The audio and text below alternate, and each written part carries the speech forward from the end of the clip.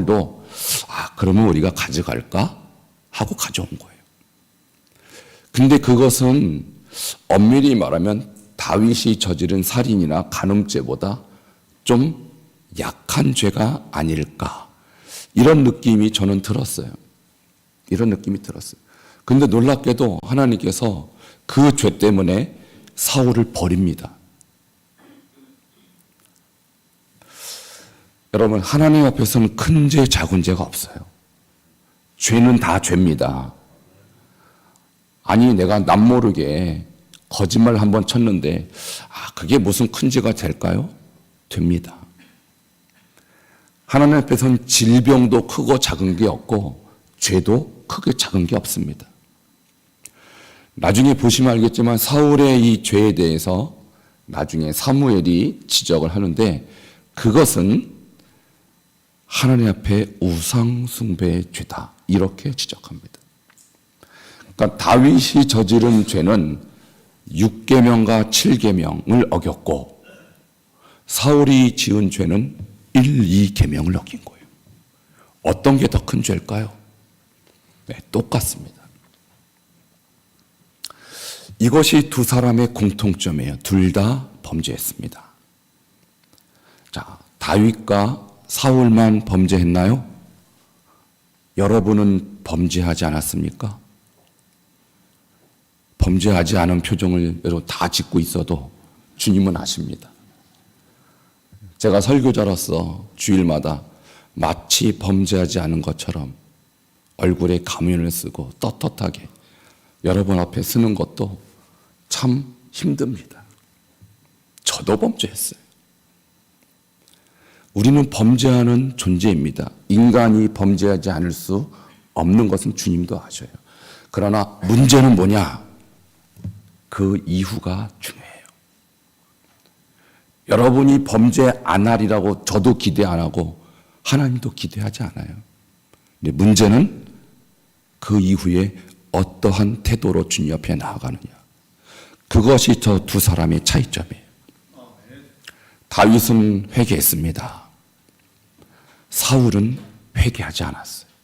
그 결과 다윗의 인생을 하나님이 사도행전에 한마디로 요약하는데 내 마음에 합한 자라. 할렐루야. 하나님은 죄를 보는 게 아니에요. 하나님은 죄 지은 이후에 여러분의 태도를 보는 것입니다.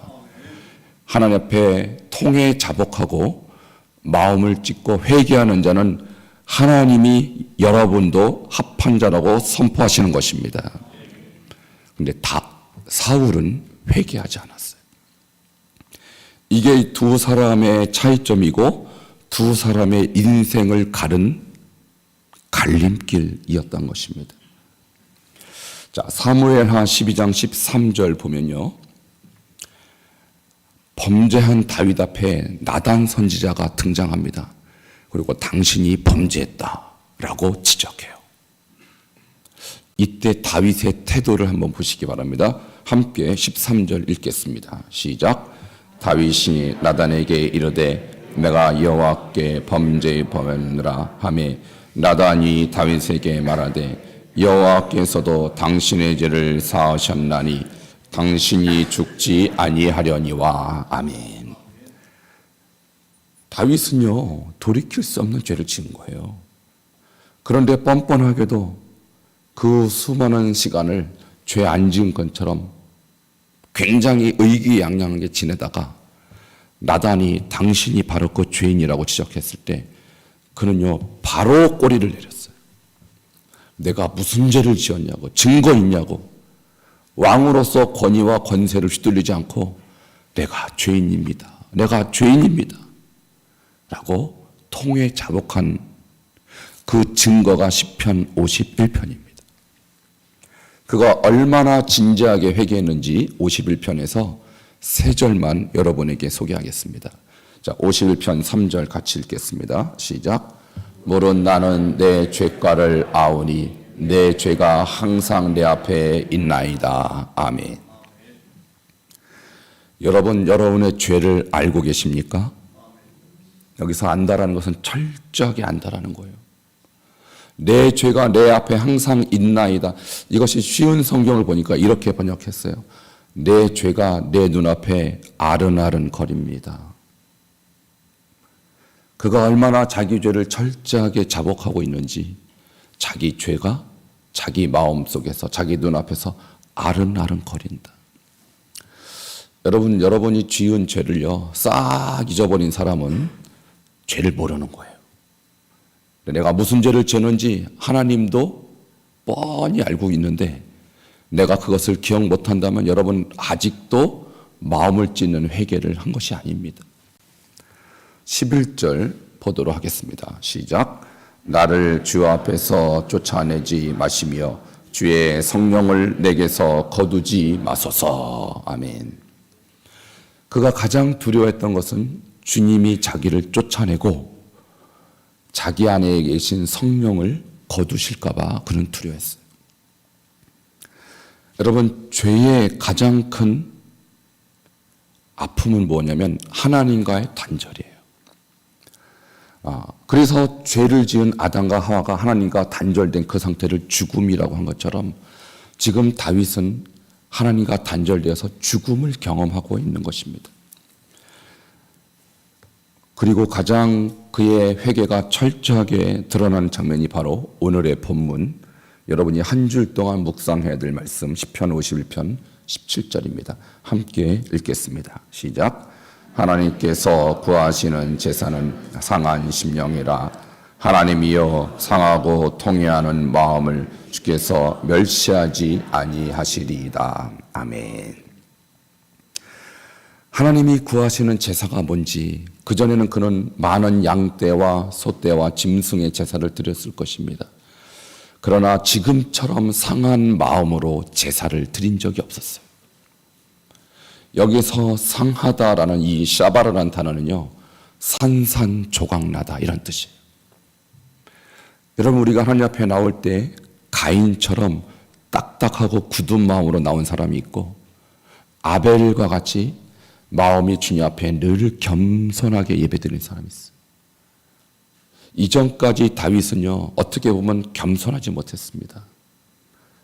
그는 왕 중의 왕이었고 모든 전쟁에서 백전백승했던 대단한 왕으로서 늘 교만한 마음을 가질 수도 있는 사람이었어요. 그런데 범죄한 이후에 그는 드디어 그 딱딱한 마음이 깨져버렸습니다. 그리고 여기서 통회한다는 말은요, 닥하라는 이 단어는 짓눌리는 거예요. 그래서 자기 죄를 깊이 참회하는 것, 이것을 통회라고 합니다. 우리가 어떤 재물을 가져온들 하나님이 더 기뻐하시는 것은 재물보다 여러분의 상하고 통회하는 마음인 줄 꼭 믿으시기를 축원합니다. 하나님이 그 마음을 보신 거예요. 하나님이 인정하셨습니다. 아, 지금 다윗이 진정으로 회개하고 있구나. 여러분, 진심으로 회개한 사람은요 과거의 죄로 돌아가지 않습니다. 여러분, 가끔 가다가 제가 이럴 때가 있어요. 샤워를 하고 났는데 샤워를 하고 나서 새 옷으로 갈아입어야 되는데 새 옷으로 갈아입을 옷이 없을 경우, 예전의 옷을 입을 경우가 가끔 있습니다. 그럼 그때 기분이 어떤지 아세요? 찝찝합니다. 새 옷이 아닌 헌 옷을 샤워하고 나서 입으면 그 느낌. 그러니까 여름에 땀 흘리고 나서 그 땀에 젖은 옷도 입어보셨잖아요, 여러분. 찝찝합니다. 근데 지금 다윗은요, 자기가 지은 죄값이 얼마나 더럽고 추악한지 너무너무 잘 아는 거예요. 그래서 통에 자복하고 나서 다시는 그 죄를 짓지 않고자 하는 결단이 있었던 거예요. 여러분, 다시는 과거의 죄로 돌아가지 마시기를 축원합니다. 그 마음으로 회개한 것이 시편 51편입니다. 반면에 사울도 형식적으로 입으로는 회개합니다. 그런데 그의 삶이, 그의 행위가 그의 회개가 진실하지 못했다는 것을 증명합니다. 사무엘상 15장 24절, 그가 뭐라고 자기의 죄에 대해서 말씀하는지 보도록 하겠습니다. 시작. 사울이 사무엘에게 이르되 내가 범죄하였나이다. 내가 여호와의 명령과 당신의 말씀을 어긴 것은 내가 백성을 두려워하여 그의 말을 청종하였음이니이다. 아멘. 남녀노소와 모든 양떼, 소떼, 짐승까지 진멸하라고 하는 것을 어기고 소떼와 양떼를 몰고 옵니다. 그 소리를 들은 사무엘이 어찌 됨이뇨 되묻습니다. 하나님께서 모든 재물까지, 모든 짐승까지 진멸하라고 하지 않았습니까? 라고 했을 때 그의 대답이 내가 범죄하였나이다. 이렇게 대답해요. 이 정도면 회개한 것처럼 보입니다. 근데 그 뒤에 한 말이, 그가 회개한 말은 거짓이라고 증명하는 거예요. 이렇게 대답합니다. 내가 당신의 말, 여호와의 말씀을 어긴 것은 백성을 두려워했기 때문입니다. 자, 백성들의 여론이 그거 뭐 굳이 죽일 필요 있습니까? 우리 가져가서 하나님께 제사합시다. 이거 가져가서 우리 재산 삼으십시다. 이런 여론이 있었다는 거예요, 여론이. 그러니까 여론조사 결과 안 바치는 게, 안 죽이는 게 낫습니다. 그래서 가져왔습니다. 이렇게 대답한 거예요. 자, 사람을 두려워합니까? 백성을 두려워합니까, 지금? 질문을 잘못했네요. 하나님을 두려워합니까? 백성을 두려워합니까? 여러분, 지금 여론조사 결과 하나님보다 백성의 말을 들은 것이 우상숭배라는 거예요. 자, 그가 회개하지 않았어요. 15장 30절 같이 보도록 하겠습니다. 시작. 사울이 이르되 내가 범죄하였을지라도 이제 청하옵나니 내 백성의 장로들 앞과 이스라엘 앞에서 나를 높이사 나와 함께 돌아가서 내가 당신의 하나님 여호와께 경배하게 하소서 하더라.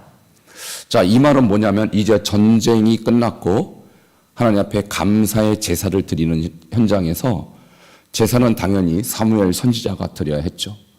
근데 사울의 요청은 이것입니다. 그 제사의 현장에 저도 데려가서 사람들 앞에서 저 좀 체면 좀 세워주세요. 이 전쟁에 혁혁한 공로를 세운 자가 사울이라는 것을 보게 해주세요. 여러분, 지금 자기 죄가 얼마나 큰지 모르고 백성들 앞에서 체면을 요구합니다. 그는 회개하지 않았습니다. 이 두 사람의 차이는 너무나도 큰 차이로 귀결됩니다. 잘 아시다시피 이 사울은 또 다른 전쟁에서 죽고 맙니다. 여러분, 하나님이 여러분에게 요구하시는 것은 죄를 짓지 말라. 이것은요, 두 번째 요구고, 우리 인간이 죄 짓고 타락한 존재인 것을 하나님은 아시지만 여러분의 죄에 대한 주님의 두 번째 요구는 뭐냐면 회개하라는 거예요. 하나님은 누구를 천국에 보내실까요? 죄 없는 자를 천국에 보낸다면 누가 천국에 가겠습니까? 저라고 천국에 들어갈 수 있겠습니까? 천국은 죄 없는 자가 가는 곳이 아니에요. 그렇다면 천국엔 단 한 명도 들어갈 수 없습니다. 천국은 자기 죄를 다윗처럼 통에 자복하는 자가 들어갑니다. 주님은 그런 사람을 찾는 거예요. 그리고 그 사람을 하나님은 내 마음에 든다고 인정해 주시는 것입니다. 다윗과 같이 회개하시기를 축원합니다. 두 번째 사례는 신약에서 찾을 수 있어요. 베드로와 가룟 유다예요. 두 사람은 어떤 공통점이 있습니까? 둘 다 예수님을 배반했어요. 베드로는 무려 3번이나 난 예수님을 모릅니다. 3번이나 부인했습니다. 가룟 유다는 예수님을 은 30에 팔아먹었습니다. 두 사람의 죄값을 비교하자면 거기서 거기예요. 둘 다 큰 죄를 졌습니다. 근데 어떤 차이점이 있을까요? 베드로는 통회 자복했고 가룟 유다는 회개하지 않고 후회했습니다. 많은 사람이 후회까지는 해요. 잘못했지 내가. 괜히 했네. 근데 회개까지 가지 않아요. 이 두 사람의 차이는 정말 종이 한 장 차이야. 종이 한 장 차이. 자, 마태복음 26장 75절 베드로가 어떻게 회개한지 보시기 바랍니다. 같이 읽겠습니다. 시작. 이에 베드로가 예수의 말씀에 닭 울기 전에 내가 3번 나를 부인하리라 하심이 생각나서 밖에 나가서 심히 통곡하니라. 아멘. 여기서 심히 통곡하니라가 아까 그 마음을 찢고 주님 앞에 통회하는 것, 똑같은 의미로 쓰였습니다. 그러나 예수를 판 유다는 이 통회 자복, 통곡하는 대신 후회로 멈춰버렸어요. 마태복음 27장 3절을 함께 보도록 하겠습니다. 시작. 그때 예수를 판 유다가 그의 정죄됨을 보고 스스로 뉘우쳐 그 은 30을 대제사장들과 장로들에게 도로 갖다 주며, 그도 자기가 잘못한 것은 느꼈습니다. 내가 잘못했구나. 내가 스승을 팔아먹었구나. 그리고 그는 스스로 뭐 했다고 그랬어요? 뉘우쳤어요. 근데 이 뉘우쳤다는 의미를 보면 메타멜로마이는요, 회개가 아닙니다. 그저 잘못한 것에 대한 후회였어요. 한 사람은 회개했고 한 사람은 후회했습니다. 그리고 후회하고 그는 스스로 목숨을 끊어버렸어요. 과연 베드로와 이 유다의 죄값이 하나님이, 예수님이 보실 때는 얼마나 큰 죄값이었나 똑같았어요. 그러나 그들의 결정이 달랐기 때문에 그들의 운명도 천국과 지옥으로 갈린 것입니다.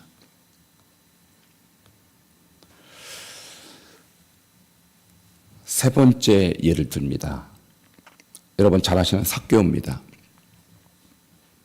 누가복음 18장에는 삭개오가 등장하고요. 19장에는 삭개오가 등장하고요. 18장에는 부자 청년이 등장합니다. 이 두 사람의 공통점은 둘 다 부자였다라는 거예요. 그리고 둘 다 영생에 대한 갈망이 있었다라는 거예요. 이 부자 청년은 누가복음 18장 예수님을 찾아옵니다. 그리고 예수님께 묻습니다. 랍비여, 제가 어떻게 해야 영생에 들어갈 수 있습니까? 예수님이 이렇게 대답합니다. 내가 온전하고자 할진대 가서 내 소유를 팔아 가난한 자에게 주라. 그러면 하늘에서 보화가 내게 있으리라. 그리고 와서 나를 따르라. 라고 대답합니다. 자, 이 말은 뭐냐면 네가 그동안 너의 명예, 너의 욕망을 위해서 살았지 않았냐? 회개하라. 그 회개의 증거로 너의 재물을 다 팔아서 가난한 자에게 주는 것이 너의 회개니라. 근데 그가 어떻게 반응했을까요? 누가복음 18장 23절 이렇게 반응합니다. 같이 읽겠습니다. 시작. 그 사람이 큰 부자이므로 이 말씀을 듣고 심히 근심하더라. 아멘. 자, 회개를 했습니까? 안 했습니까? 회개 안 했습니다. 제가 다른 건 하겠지만 물질은 포기 못합니다. 그가 쌓은 물질이 어떤 방식으로 쌓은지 몰라도 주님은 그 사람의 물질이 결코 깨끗하지 않다고 말하는 거예요. 너의 물질은 깨끗하지 않은 물질이니 다 팔아서 가난한 자에게 주라. 그것이 너의 회개니라. 근데 그 사람은 끝까지 회개하지 않고 영생도 얻지 못했습니다. 네, 비슷한 상황에는 또 한 사람 삭개오, 그는 회개합니다. 어떻게 회개할까요? 누가복음 19장 8절입니다. 같이 읽겠습니다. 시작. 삭개오가 서서 주께 여짜오되 주여 보시옵소서. 내 소유의 절반을 가난한 자들에게 주겠사오며 만일 누구의 것을 속여 빼앗은 일이 있으면 내 갑절이나 갚겠나이다. 아멘. 삭개오는 세리장으로서 많은 돈을 탈취한 사람이에요. 돈은 많았습니다. 그러나 그는 마음에 늘 공허함이 있었어요. 내가 언제까지 이런 인생을 살아야 하는가? 나는 과연 천국에 들어갈 수 있는가? 그러한 두려움과 공허함 속에 하루하루 지내다가 드디어 예수님을 만납니다. 그리고 예수님이 내가 오늘 너희 집에 유하여야겠다라고 했을 때 삭개오가 자기 집에 오신 예수님에게 회개를 선언합니다. 주여, 내 소유의 절반을 가난한 자에게 주겠으며. 자, 벌써 절반 없어졌어요. 남은 절반 가지고 뭘 할까? 내가 누구에게서 속여 빼앗은 것이 있으면 4배를 갚겠습니다. 삭개오의 돈 중에 속여 빼앗지 않은 돈이 있을까요? 자, 이 말은 뭐냐면 나는 더 이상 돈이 필요 없습니다, 주님. 나는 영생을 얻었으니 더 이상 이 물질, 더러운 물질 앞에 굴복하지 않겠습니다. 여러분, 구약 율법에는요, 속여 빼앗은 것은 원금에다가 5분의 1만 더해도 돼요. 그러니까 10,000원을 뺏었으면 12,000원 갚으면 되는 거예요. 근데 지금 4배를 갚겠다. 이것은 뭐냐면 제가 철저하게 회개하겠습니다, 이 뜻이에요. 이 회개를 보신 예수님이 이렇게 선언합니다. 오늘 구원이 이 집에 이르렀으니 이 사람도 아브라함의 후손이로다. 할렐루야. 여러분, 말씀을 정리하겠습니다. 하나님이 구하시는 제사는 상한 심령이에요. 근데 그 상한 심령이란 것은 뭐냐면 회개하는 거예요. 근데 회개는요, 진정한 회개는 2가지 특징이 있어요. 첫 번째는 다윗과 같이 자기의 마음으로 통해 자백하고 자기의 마음을 찢는 진정한 회개가 있는 것이고, 2번째는 오늘 저 삭개오처럼 회개의 열매가 보여야 되는 거예요. 사울도 입술로는 회개했어요. 그리고 가룟 유다도 후회까지는 했습니다. 근데 회개의 열매까지는 갖지 못했어요. 간음하다 붙잡힌 한 여인을 사람들이 끌고 옵니다. 돌로 쳐 죽여야 된다고 생각했어요. 근데 예수님이 그 사람을 용서합니다. 그리고 이렇게 말합니다. 나도 너를 정죄하지 않으니 가서 다시는 죄를 범하지 말라. 회개는요, 똑같은 죄를 저지르지 않는 것이 회개예요. 말은 해놓고 열매가 없다면 주님은 그 회개를 상한 심령의 예배로 받지 않으십니다. 오늘 이 말씀을 듣고 여러분 마음속에 혹시 아직도 회개하지 못한 죄가 떠오르신다면 오늘 다윗과 같이 통회 자복하시기를 축원합니다. 그리고 삭개와 같이 회개의 열매로 여러분이 하나님이 보실 때 합당한 변화의 삶을 살아드리기를 주 이름으로 축원합니다. 함께 기도하시겠습니다. 오늘 주신 말씀을 마음속에 떠올리며 혹시 내가 아직도 주님 앞에 회개하지 못한 죄가 있다면 오늘 주님 앞에 상한 심정으로, 깨진 심령으로